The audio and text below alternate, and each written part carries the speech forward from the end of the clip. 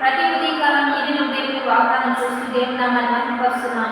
ప్రతి దేవుని బిడ్డగా ప్రత్యేకమైన వందనాలు దేవుని బిడ్డారా. ఈ దినం దేవుడు మనతో ఏం మాట్లాడబోతున్నాడు చూద్దాం. పరిశుద్ధ లేఖన గ్రంథం నుంచి ద్వితీయోపదేశకాండం 2వ అధ్యాయం 7వ వచనం చదువుకుందాం. దేవుని బిడ్డారా, నీ చేతుల పనులన్నింటిలోనూ నీ దేవుడైన యెహోవా నిన్ను ఆశీర్వదించెను. ఈ గొప్ప అరణ్యంలో నీకు 40 సంవత్సరములు సంచరించిన సంగతి ఆయన ఎరుగును.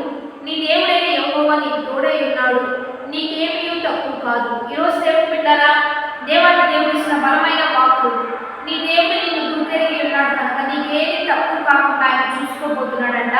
నీ చేతి పనులన్నింటినీ ఆయన ఆశీర్వదించబోతున్నాడంట.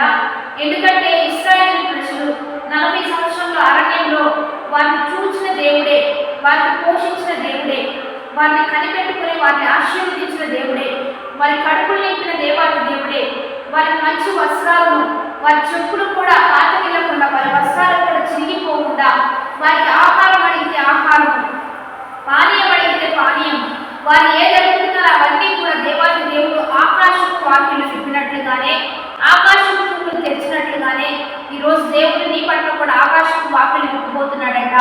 ఆ తూములు తెరవబోతున్నాడంట.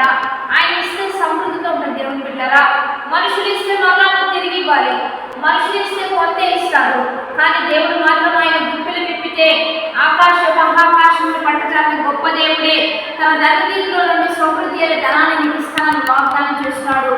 మంచిగా నేను తృప్తిపరుస్తానంటున్నాడు. నీకేది తక్కువ కాకుండా నేను చూసుకుంటానని వాగ్దానం చేస్తున్నాడు. దేవుని బిడ్డలారా, ఎందుకంటే ఇశ్రాయేలు ప్రజలు వారు సనిగారు, గొనిగారు. ఎన్ని అద్భుతాలు జరిగినా, ఎన్ని గొప్ప కార్యాలు జరిగినా వారు దేవుడిని దూషించారు, తప్పుపట్టారు. మోషేను కూడా నడిపిస్తున్న నాయకుడిని కూడా ఎన్ని అద్భుతాలు చేసినా, ఎర్ర సముద్రం 2 పాయలు చేసినా, అంత గొప్ప కార్యాలు చూసి కూడా చేదైన శ్రమలు వారికి ఎదురైనప్పుడు ఆ యొక్క స్థలంలో కూడా ఇదే నీటి దగ్గర దేవుడు మనకు అద్భుతం చేశాడు కదా అనే జ్ఞానాన్ని వారు మర్చిపోయి దేవుడిని తప్పుపట్టారు, దూషించారు, వ్యర్థంగా మాట్లాడారు. కాబట్టి వారు నశించిపోయారు, రాలిపోయారు, పాలు దాన్ని ప్రపంచ దేశంలో అడుగు పెట్టలేకపోయారు. కానీ ఈరోజు వారు చేసిన పొరపాటు మనం ఎక్కడా చేయొద్దు. దేవుడు చేసిన మేలులన్నీ జ్ఞాపకం చేసుకో, ప్రతి దాన్ని తలంచుకో, ప్రతి విషయంలో కృతజ్ఞతాస్తుతులు తెలియచేయి.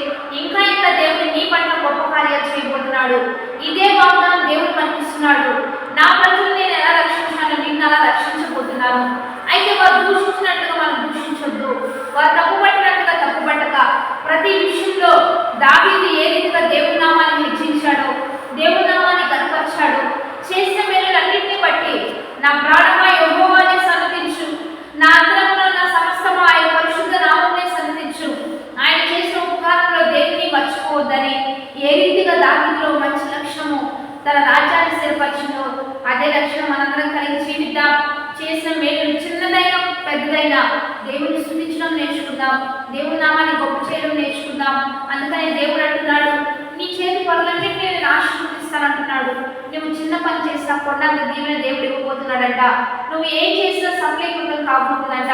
నీవు ఏది తలపెట్టినా విషయవంతంగా దేవుడు నీకు మంచి పేరు ఘనతను ఇవ్వబోతూ ఉండగా ఈ విషయాన్ని బట్టి ధైర్యం తెచ్చుకో.